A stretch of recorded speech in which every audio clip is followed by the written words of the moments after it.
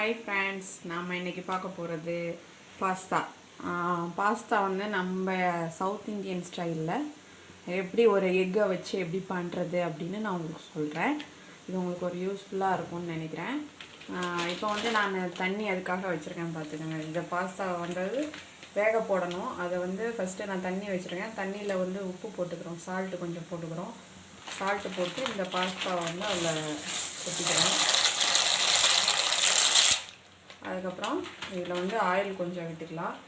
Oil எதுக்கு விடுறோம் அப்படின்னா, நம்ம இந்த பாஸ்தா வந்து ஒன்றோட ஒன்று நல்லா என்ன சொல்கிறது, பிடிச்சி கொஞ்சம் ஜாயிண்ட் ஆகிடும். அதனால் அப்படி ஒட்டக்கூடாது அப்படின்றதுக்காக கொஞ்சோண்டு ஆயில் சேர்த்துக்கிறோம். இது நல்லா வெந்து வரட்டும். அதுக்கப்புறம் அடுத்த ஸ்டெப் என்னன்னு சொல்கிறோம். ஓகே, இப்போ பாஸ்தா பார்த்திங்கன்னா வெந்துருச்சு. இதில் வந்து நம்ம உப்பு போட்டு கொஞ்சோண்டு ஆயில் விட்டு வேக வச்சு நான் எடுத்து வச்சுருக்கேன்.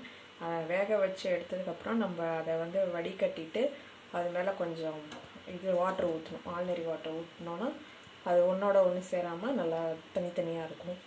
அதுக்கப்புறம் என்ன வேணும் அப்படின்னா, அதுக்கு சின்ன பெரிய வெங்காயம் ஒரு 4 பெரிய வெங்காயம் எடுத்துருக்கேன், கருவேப்பிலை, அதுக்கப்புறம் தக்காளி, பச்சை மிளகா, அதுக்கப்புறம் கேரட்டு, பீன்ஸ், இதெல்லாம் போட்டு மசாலா ஆட் பண்ணி எப்படி செய்கிறதுன்னு காட்டுறேன். இதோட எக்கு சேர்க்கணும், அதையும் காட்டுறேன்.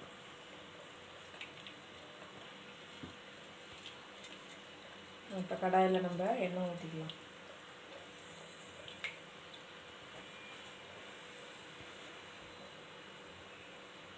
எண்ணெய் கொஞ்சம் இதுக்கு பொதுவாக என்னோடய ரெசிபி எல்லாத்துலேயுமே கொஞ்சம் ஆயில் இருக்கணும்னு நான் நினைக்கிறேன். இதுலேயும் கொஞ்சம் ஆயில் நிறையா தான் விட்டுருக்கிறேன்.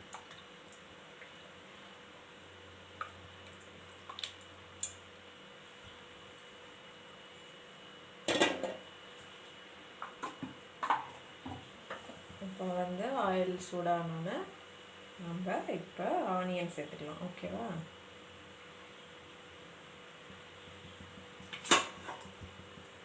ஆயில் சூடாகிடுச்சு, ஆனியன் போட்டுக்கலாம். அதோட கருவேப்பிலை,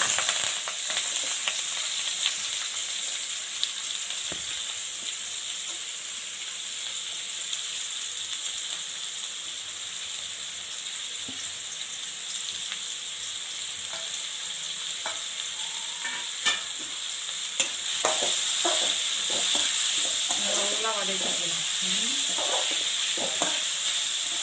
வதக்கணுன்னு நான் காட்டுறேன் அப்படின்ட்டு. அடுத்து தக்காளி ஆட் பண்ணலாம், அப்புறம் ஆட் பண்ணலாம். பாருங்கள், நல்லா இது வந்து வதங்கிடுச்சு. இந்த ஸ்டேஜில் வந்து நான் கொஞ்சோண்டு கேரட், பீன்ஸ் கட் பண்ணி வச்சுருக்கேன், அதையும் ஆட் பண்ணிடுறேன். அதை கொஞ்சம் ஒரு 2 மினிட்ஸ் நல்லா வதக்கிட்டு தக்காளி ஆட் பண்ண போகிறேன்.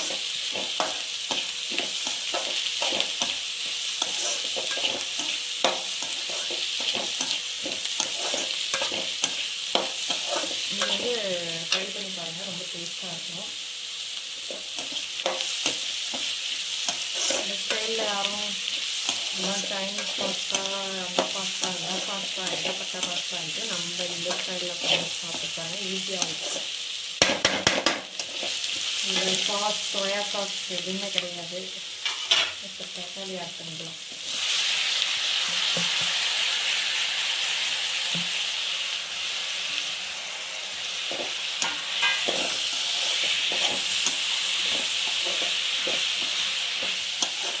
இதுக்கு தக்காளி வதங்கிறதுக்கு நான் மஞ்சள் தூள், உப்பு போட்டுக்கிறேன்.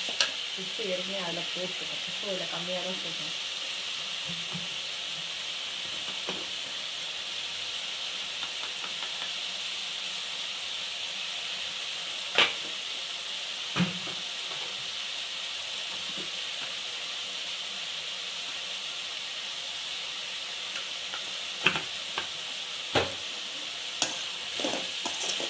நம்ம நல்லா வதக்குறோம்.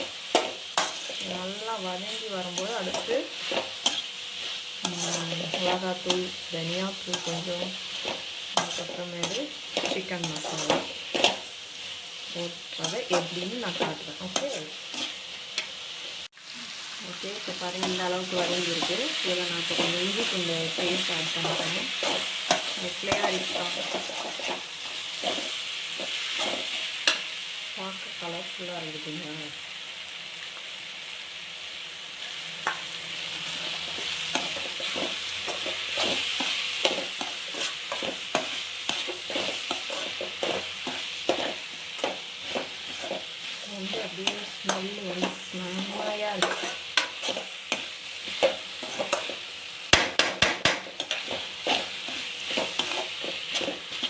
கிராஜுவலாக அப்படியே வதக்குறேன். ஓகே,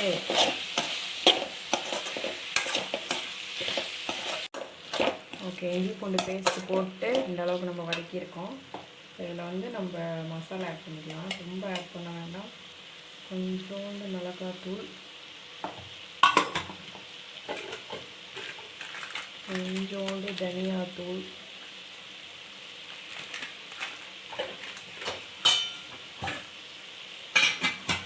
இது வந்து மெயின் இன்க்ரீடியண்ட் வந்து என்னென்னா சிக்கன் மசாலா. இதுதான் நல்ல ஃப்ளேவர் கொடுக்கும் இதுக்கு.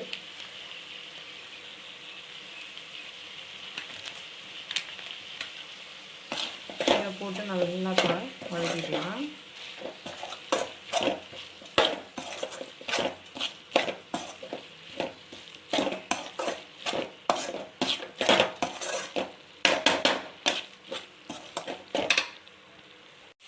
இப்போ வந்து இந்த அளவுக்கு நல்லா வதங்கியிருக்கு. இப்போ இதில் நம்ம பாஸ்தா ஆட் பண்ணிக்கலாம்.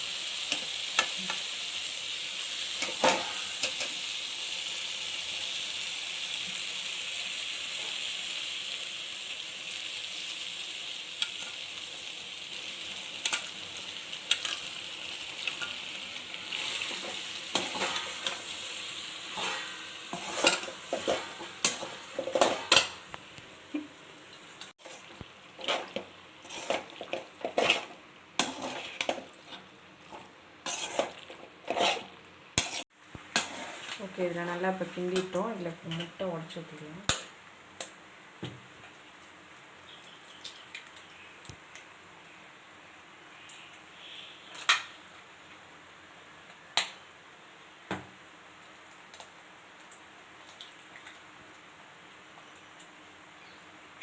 இதில் வந்து நம்ம முட்டை வந்து பாயில் பண்ணி போடலாம். அதே மாதிரி இப்படி டேரெக்டாகவும் உடச்சி ஊற்றியும் போடலாம். அது ஒரு டேஸ்ட்டில் இருக்கும், அது ஒரு டேஸ்ட்டில் இருக்கும். பாயில் பண்ணி எல்லாம் பீஸாக கட் பண்ணி போட்டு இது பண்ணி மேஷ் பண்ணணும். இதோட போட்டு கிண்டணும். அந்த முட்டையை உடச்சி ஊற்றிடுவேன். அதனால் அப்படியே ஸ்லோ ஃப்ளேமில் வச்சு அப்படியே அது கிண்டி விட்டோம்னா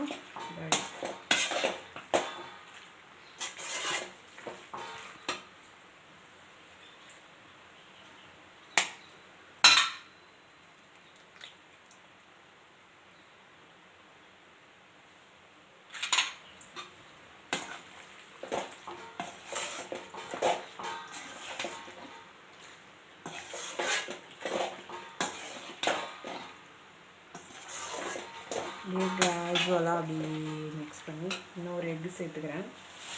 எங்கள் வீட்டில் உள்ளவங்களுக்கெல்லாம் கொஞ்சம் எக்கு பிடிக்கும், அதனால் சேர்த்துக்கிறேன். நான் 5 எக்கு சேர்த்துக்கிறேன்.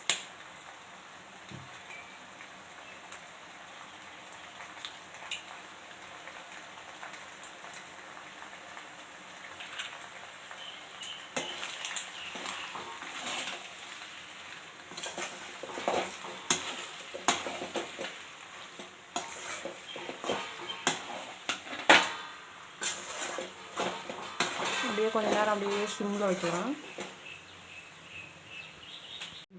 ஓகே, இப்போ நான் முட்டைலாம் உடச்சி ஊற்றி எல்லாமே மிக்ஸ் ஆகிடுச்சு. இப்போ பார்த்தீங்கன்னா சூப்பர் ஃப்ளேவரில் இருக்குது. அப்படியே இப்போ டெம்டிங்காக இருக்குது. நான் சாப்பிட போகிறேன். இந்த இதை ஒரு டைம் நீங்கள் எல்லோரும் ட்ரை பண்ணி பாருங்கள். ஒரு டிஃப்ரெண்டான டேஸ்ட்டில் இருக்கும். இந்த டேஸ்ட்டு, இந்த ரெசிபி உங்களுக்கு பிடிச்சிருந்ததுன்னா மறக்காமல் லைக் பண்ணுங்கள், ஷேர் பண்ணுங்கள், கமெண்ட் பண்ணுங்கள். மறக்காமல் சப்ஸ்கிரைப் பண்ணுங்கள். Okay, thank you.